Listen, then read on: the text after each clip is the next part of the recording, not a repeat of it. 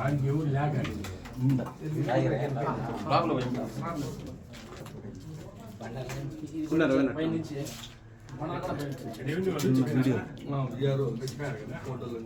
సచివాలయంలో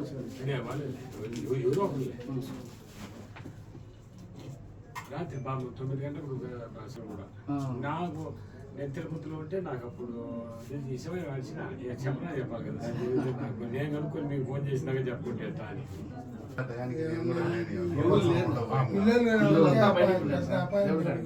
దేవుడు గారు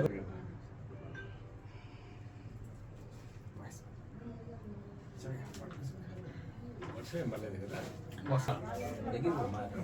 మధ్యాహ్నం 2-3 గంటల ప్రాంతంలో ఉరుములు మెరుపులతో వర్షం తక్కువైనా కూడా నిజంగా 2 గృహాలపై పిడుగు పెద్ద శబ్దంతో భారీ శబ్దంతో ఈ ఇండ్లు కూడా 2 ఇండ్లు కూడా పాక్షికంగా ఇవన్నీ కూడా డ్యామేజ్ జరగడం జరిగింది. నేను రాత్రే జిల్లా కలెక్టర్ గారు సబ్ కలెక్టర్ గారితో మాట్లాడడం జరిగింది. వీరికి పాపం వెంటనే వారు ఎందుకంటే కనీసం ఆ ఇళ్లలో సమయానికి వీళ్ళు ఏదో గుడికి పోయిన దానివల్ల ఎవరు లేని దానివల్ల ప్రమాదం దక్కింది, లేకుంటే పెద్ద ప్రాణ నష్టమే జరిగేది.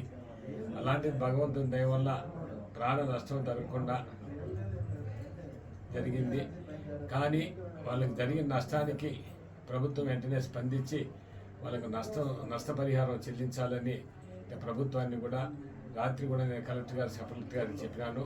మరలా కూడా అధికారులతో మాట్లాడి వాళ్ళకు తక్షణమే వాళ్లకు నష్టపరిహారం ఇప్పించడానికి నా ప్రయత్నాన్ని శాసనసభ్యుడిగా నా ప్రయత్నాన్ని నేను చేస్తానని కూడా తెలియజేస్తున్నాను.